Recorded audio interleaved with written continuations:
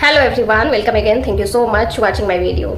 इस वीडियो के माध्यम से आज मैं बात करूंगी कि प्रेगनेंसी के दौरान यानी कि अभी आपकी प्रेगनेंसी क्या 5वां महीना चल रहा है। प्रेगनेंसी के 5वें महीने में आपकी बॉडी में और आपके होने वाले बेबी में क्या बदलाव आती है, क्या चेंजेज आती है और इस समय आपको क्या सावधानियां बरतनी बहुत जरूरी है, किस चीज से आपको सावधान रहने की जरूरत है।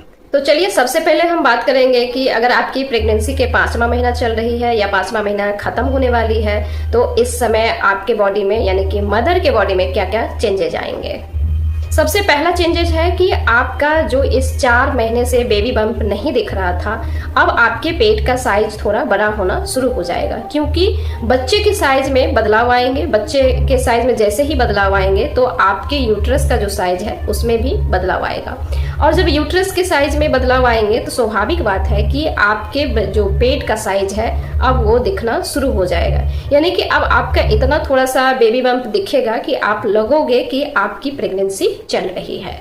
इस प्रेगनेंसी के 5वें महीने में आपको पेट के नीचे वाले हिस्से में दर्द हो सकता है, कमर में दर्द हो सकता है ड्यू टू बेबी के साइज में इंक्रीजमेंट के वजह से, यानी कि बेबी के साइज में बदलाव आ रही है तो उसका लोड आपके लोअर एब्डोमेन में पड़ेगा, जिसके वजह से आपको कमर में दर्द या पेट के नीचे वाले हिस्से में दर्द हो सकता है।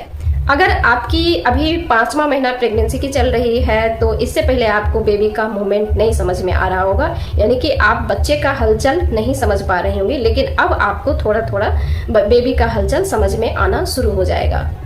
प्रेगनेंसी के 5वें महीने में जैसे ही आपके बच्चे में ग्रोथ शुरू हो जाता है तो आपके बॉडी में बहुत सारे जो आयरन, कैल्शियम, प्रोटीन, मिनरल्स, जितने सारे मिनरल्स होते हैं इन सभी चीज़ों में कमियां आना शुरू हो जाती है, जिसकी वजह से आपको पैरों में सूजन हो सकती है, पैरों में ऐंठन होना शुरू हो सकती है, हेयर फॉल हो सकता है, यानी कि आपका जो बाल है सर का वो झड़ना शुरू हो सकता है, दांत में भी दर्द शुरू हो जाता है, या फिर आपके जो गम है उसमें सूजन आना शुरू होता है, या फिर आपके गम से ब्लीडिंग होना शुरू हो जाता है।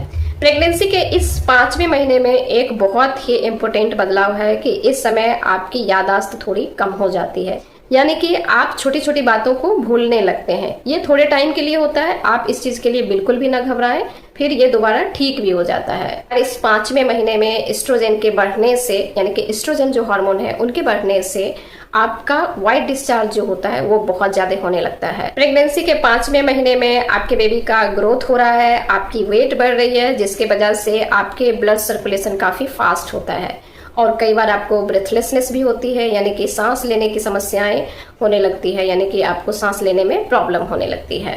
प्रेगनेंसी के 5वें महीने में इस समय आपके हार्मोनल इम्बैलेंस की वजह से और जीआईटी इतने डिस्टर्ब हो जाते हैं कि कई बार आपको कॉन्स्टिपेशन भी होता है।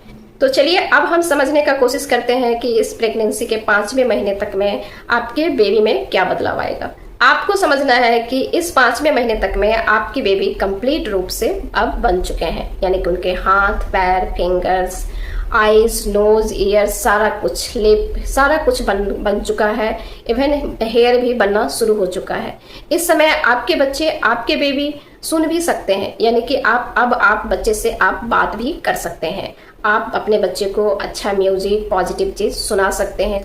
आपको अपने प्रेगनेंसी के 5वें महीने में अपने डॉक्टर के यहाँ विजिट जरूर करनी चाहिए।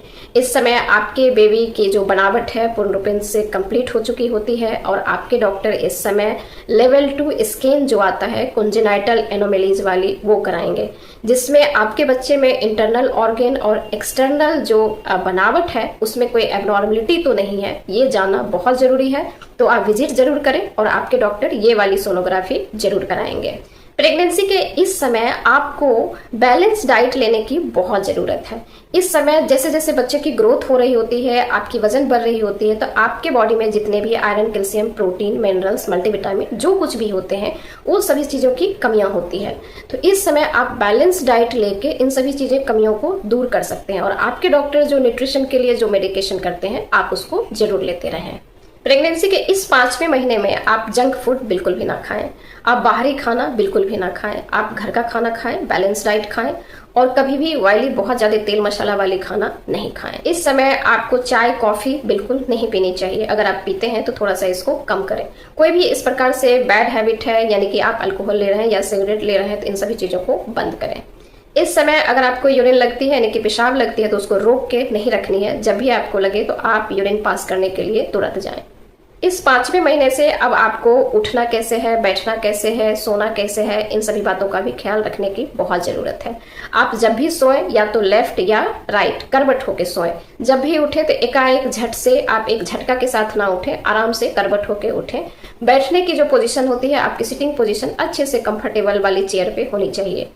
आप इस समय अपना योगा शुरू कर सकते हैं, मेडिटेशन कर सकते हैं, या जो सांसों वाली एक्सरसाइज होती है आप वो करना शुरू कर सकते हैं। मैं अभी जितनी सारी चीज़ों के बारे में आप लोगों से बात की हूँ, इन सभी चीज़ों को अगर ख्याल रखा जाए तो आपकी पूरे प्रेगनेंसी 9 मंथ तक हेल्दी जाएगा। आप और आपके बेबी हेल्दी होंगे। आई होप कि आपकी प्रेगनेंसी बहुत अच्छी हो, आप प्रेगनेंसी को एंजॉय कर रहे हैं। Thank you so much for watching.